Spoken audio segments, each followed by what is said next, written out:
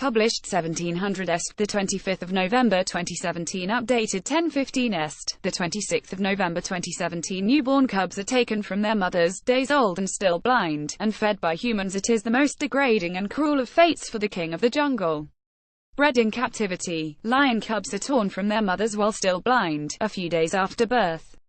Growing up, they are petted as playthings for tourists until they are ready to be released into small enclosures where they will be shot and killed by wealthy trophy hunters in what are known as canned hunts. But then a final indignity is visited upon the dead lions, for the carcasses are sent to the Far East to meet the enormous demand for medicines, jewelry and even wine made from the remains.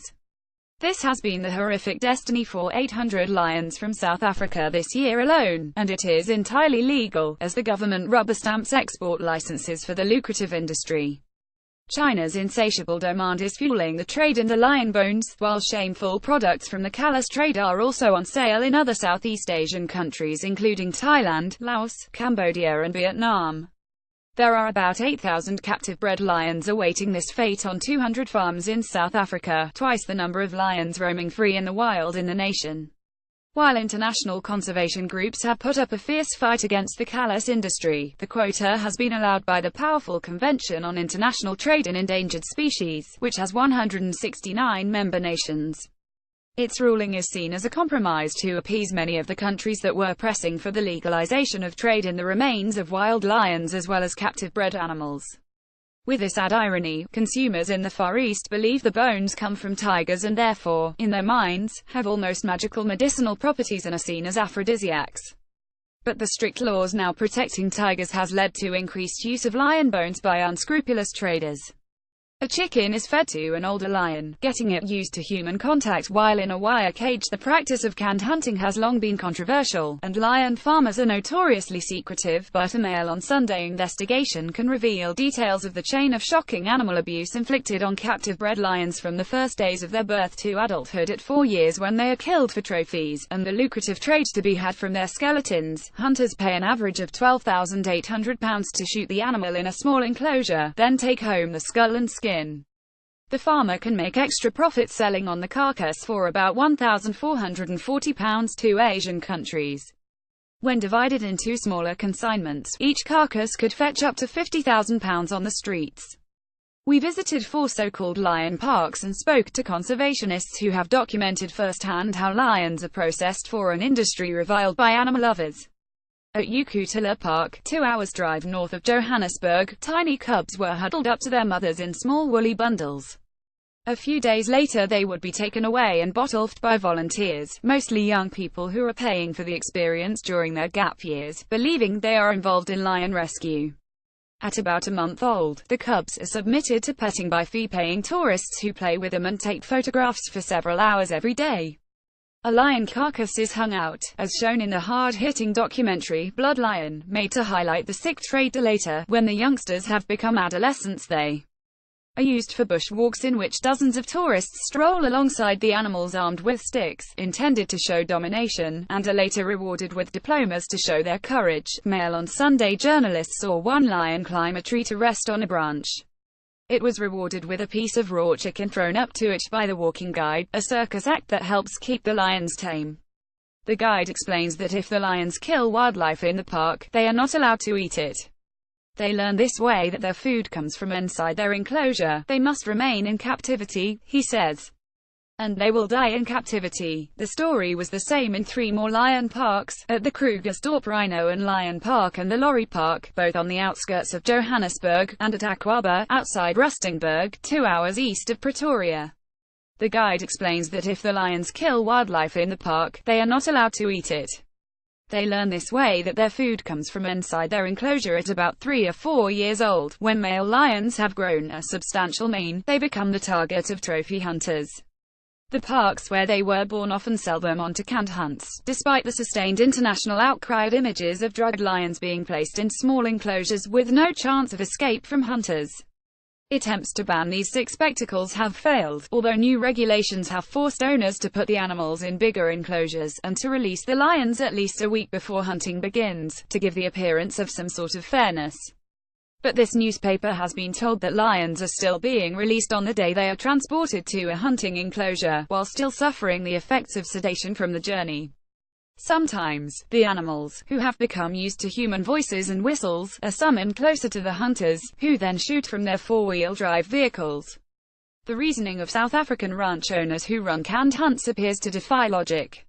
Clayton Fletcher, a professional hunter and owner of Tinashe, in the country's northwest province, is proud that his father Douglas was the first person to hunt a captive-bred lion back in 1985, making a killing carcass trader Clayton Fletcher with a lion he shot on his Tinashe reserve, and he justifies the cruel trade by saying the reason people breed lions is because of the value, and the only reason why lions are valued is because they are being hunted. If you stop hunting, you take away the value of the lion, and if you take away the value of the lion, then nobody breeds them and the lion becomes extinct. The only way you can protect an animal like a lion is to give it a value, and unfortunately, the only way is through hunting. Defending the use of captive-bred lions for the Asian market in their bones, Mr. Fletcher said, "We hunt the lion legally and then we notify the nature conservation authorities that we would like to sell the bones. There are 7 or 8 permits we have to get before the carcass goes out.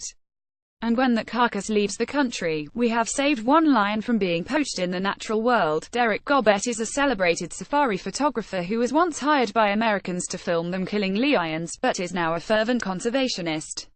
He told of seeing the hunters shooting a lioness that had panicked and hidden in a porcupine burrow, and of another animal that climbed a tree to escape and was subsequently shot at point-blank range. He said, "I shot footage that no hunter would show in order to boast. 1 male lion was whistled at and the shooter fired from the bed of a pickup truck, another was impaled on fence posts and shot. It was slaughter, with 10 hunters killing 10 lionesses in a week and wanting film footage of each shoot to take home with them." He said the lions had arrived the day before the hunt from a farm in Bloemfontein. 4 were being released into an enclosure at the same time as the American hunter's private plane landed. Ian Mickler, a wildlife guide and photojournalist who made the hard-hitting documentary, Blood Lion, exposing South Africa's canned hunting industry, is campaigning to stop the trade in lion carcasses. He said, "Lions are a charismatic species at the apex of our ecosystems. If we can't look after them responsibly, then what hope is there for anything?" He condemned the farmers who breed lions in captivity, saying they've tamed the lions. "There is nothing noble or fair about the chase, and it has nothing, absolutely nothing, to with conservation whatsoever." According to data from sites, 2,000 full lion skeletons were shipped to Laos from South Africa in the 6 years up to 2015, and there were a further 2,300 shipments of incomplete skeletons, meaning bones and parts.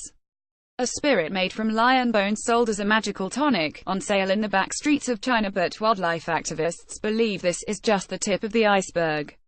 Tons of animal parts are sent through the porous border dividing China and Laos, with no documentation.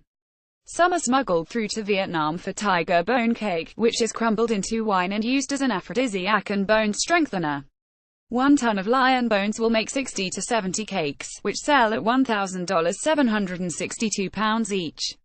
A pilot in the region said a colleague had witnessed huge shipments of unregistered lion skeletons in cargo holds. They are marked scientific supplies and sent to China. The full extent of South Africa's despicable treatment of one of the noblest wild creatures has been revealed by Britain's Environmental Investigation Agency. Campaign leader Debbie Banks said there is a huge surge in these businesses now Asian countries are accepting lion bones. She predicts a substantial increase in the poaching of wild lions, and of the endangered tigers remaining in Asia. "We fought against the quota of carcasses allowed by South Africa, and we fought against sites allowing the trade. But the sad truth is that lions have now replaced tigers as the world's prime source of big cat body parts." The South African government's Department of Environmental Affairs has argued that allowing a quota for the export of lion bones could help to deter poaching. But conservationists believe this is spurious. Dr. Luke Hunter, Chief Conservation Officer of wildcat protection group Panthera, says there is not one shred of scientific evidence to show that canned hunting and legal bone exports help the wild lion population. They only stimulate the demand for wild lion, leopard and tiger parts throughout the world. And Mark Jones, of conservation organization Born Free, said the intensive breeding of lions and their exploitation for profit is completely unacceptable. South Africa's lion breeding industry serves no conservation purpose, and the animals all too often suffer short, miserable lives. The government has a responsibility to close this industry down and focus on protecting wild lions. His organization is seeking tighter rules on trophy imports into both the EU and the US. Additional reporting: Toby Selander.